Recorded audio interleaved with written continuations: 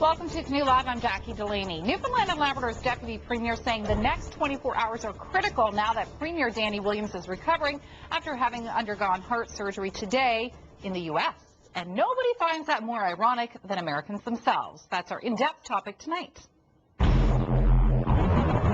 The millionaire's decision to head south for the procedure is garnering a lot of attention in the blogosphere, especially from Americans eager to pounce on holes in public health care. The undisclosed cardiac surgery is apparently not available in Newfoundland, but questions remain about why Williams could not travel to a major Canadian cardiac center. For outcomes for bypass surgery, as one example, that our outcomes here in Ontario are among the best in the world.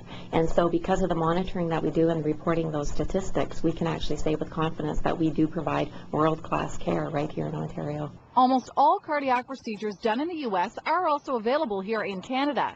So the question now becomes, was it more about the wait time? And if you know that you have to have cardiac surgery, you want to have it done as soon as possible. What we've actually established in the province is a system of what we call triage. And so basically, based on your own clinical parameters and what your own clinical situation is, we can actually assign a priority, and then we follow to make sure that you receive care within that designated priority waiting time. Newfoundland's Deputy Premier says Williams is more than prepared to answer questions once he recovers. Joining us on the phone from Vancouver is Yasmin Saeed, President and CEO of Surgical Tourism Canada, and in studio from the Institute for Clinical Evaluative Sciences and a staff cardiologist at Sunnybrook, Dr. Dennis Coe. Yasmin, I want to start with you. What exactly is it that your company does? For the last 5 years, Jackie, we have been facilitating major surgeries for Canadian patients outside of Canada. We send them to the U.S., to Mexico, to Germany, and to India. And are these more elective procedures like cosmetic surgeries, or are these procedures like heart surgery? And these are orthopedic surgeries, hips and knee replacements, spine surgeries, cardiac surgeries, and all sorts of major surgeries. Okay, now, Doctor, because we don't know the specifics of Premier Danny Williams' case exactly, I'm just going to ask you more in general terms. Why would Canadians be turning to a service like this? Is it that our health care isn't up to par? What's the problem? I think it's difficult to know. We obviously don't have the details of the Premier's situation. In most cases, we've obviously done quite a few studies comparing the care as well as outcomes of Canadian patients as well as U.S. patients in the cardiac conditions. So, for example, we've looked into, when somebody gets hospitalized with a heart attack or congestive heart failure, and overall, we found that the care of Canadian hospitals, particularly in Ontario, are quite good and comparable to the U.S.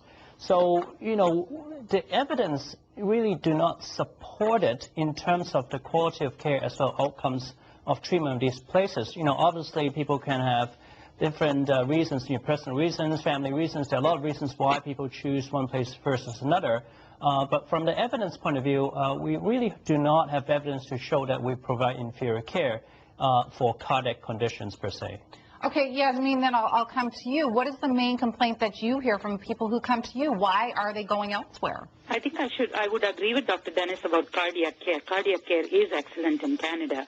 I'm talking more about orthopedics, spine, sometimes cancer.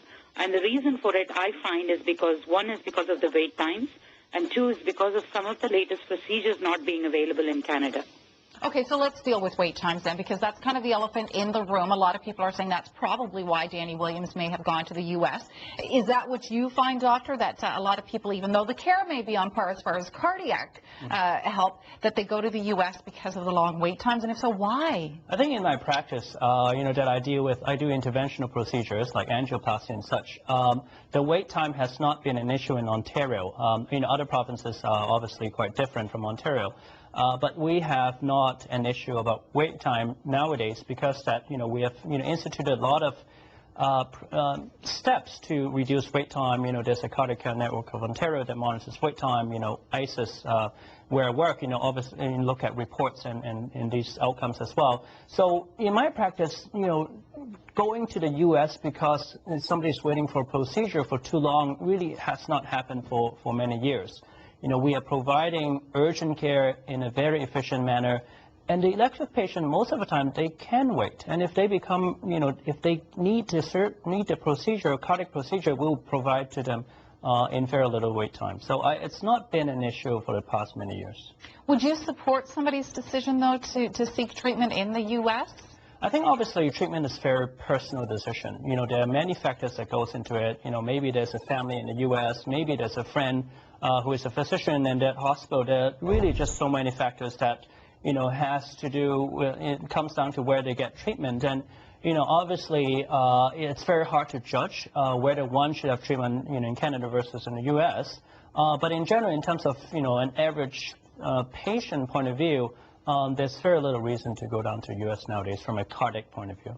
And Yasmin, so we're talking about cardiac, but let's talk about some of the other things that you've brought up, like orthopedic.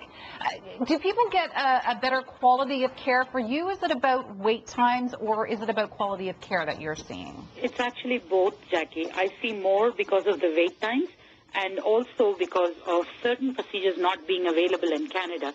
And particularly, you know, in the northern provinces and the interior provinces, you know, I find a lot of people unable to get the procedures that they want in terms of spine surgery or orthopedic surgery. For instance, Canada does not provide bilateral knee replacements. Both knees are never done at the same time, or very rarely done at the same time, whereas hospitals anywhere else will do that. And that, I find that's one of the reasons why people go out. And also certain procedures that are available and accepted elsewhere, like the, you know, hip resurfacing procedures, are a big issue in Canada. Spinal disc replacements are an issue in Canada. Multiple level spine surgeries are not done in Canada. Many, many reasons. It's not always just the wait time. It's wait time, quality, and availability of the latest techniques as well. So, Doctor, in closing then, would you say, instead of criticizing Danny Williams for his decision to seek medical treatment outside of Canada, would you say it's fair to say then that we should be looking at the problems with our own system? I think there are many facets to healthcare. You know, obviously, you know, there are a lot of initiatives to reduce wait time in Ontario. You know, such as what Yasmin talked about, orthopedic surgery, you know, cataract surgery and such. So I think there are a lot of efforts that's to reduce wait time. So I think it's difficult to conclude whether it's right to or wrong to go down to the U.S. to seek attention. And again, I think it's really personal. But for most patients, I think, you know, they get excellent care for sure cardiac care in Canada. So I think that's what I would believe. That's the fact. Okay, thank you so much, Doctor, and thank you, Yasmin. Thank you, Jackie.